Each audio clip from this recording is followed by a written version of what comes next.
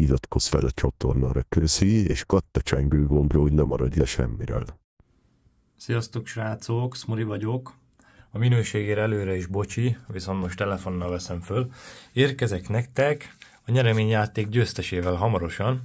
Na, még annyit el szeretnék mondani előtte, srácok, nektek, hogy ott látjátok, hogy írd le kommentben, hogy kész. Srácok, kérlek, most ebben mi a nehéz? Oda nézzetek, csak 22-en osztottátok meg. Erre csak 8-an írtatok be, hogy kész. Úgyhogy hát aki nem írta be, hogy kész, annak nagyon sajnálom, de az esélyei lecsökkentek nullára, de azért köszi, hogy megosztotta.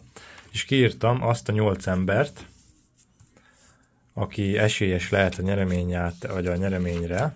Végig is mutogatnám akkor. Egyszer Sabján István, Darvas Ede, Götli Roland, Székács Olivér, Elek József, Amulec Dávid, Kmetz Dávid, és pedig Lanszki Csaba. A többiről pedig nincs tudomásom, mivel nem írták be a komment szekcióba, hogy kész. Szóval ők automatikusan kikerültek a nyereményjátékból. Na most közöttük fogunk sorsolni, gyerekek. Hát én azon gondolkodtam, hogy úgy fogom megoldani ezt a sorsolós történetet, hogy összehajtogatom 4-be őket, és akkor belerakom egy zsákba, és húzok. És ugye akit kihúzok, az fogja megnyerni. Úgyhogy ezt gyorsan én meg is ejtem, és akkor utána jelentkezek, jó? Az óra jár, a pillanat csendes, de bennünk vihar vár, villogó csíkok, a cset már él. Mindenki nyugalmat talál, míg a stream zenél. Kommentek futnak, az idő szalad, de a várakozásnak is megvan a harca, szalad. Jó, mindjárt odaadom. Csak közben bejelentem, hogy behoztam a szárnysegédeimet. Ők lesznek a nem szavazóbizottság, kislányom fogja sorsolni a nyertest. Úgyhogy ebbe a zsákba akkor bele van rakva az összes név. Hát most nem tudom, hogy mennyire látjátok, kapcsolok egy vakut. Benne van mind a 8.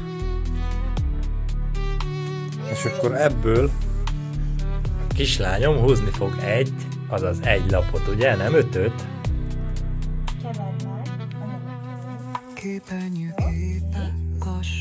Te is keverd meg. Úgy, adod apának. Egyet húztál? Köszi. Na lássuk, ki lett a szerencsés nyertes. Többet ne húzzál már, babám.